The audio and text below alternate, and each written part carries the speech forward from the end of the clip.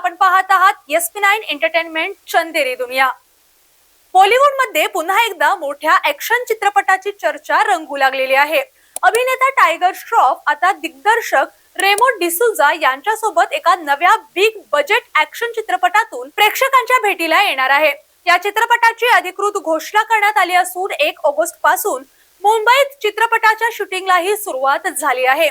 या चित्रपटाची निर्मिती आगाज एंटरटेनमेंटच्या बॅनर खाली होत असून निर्माता नीरज तिवारी यांनी हा चित्रपट केवळ ऍक्शन पुरता मर्यादित नसून त्यामध्ये दमदार कथा, भावनिक ट्विस्ट आणि मोठ्या प्रमाणावर व्हिज्युअल ट्विटही असणार असल्याचं सांगितलं जात आहे।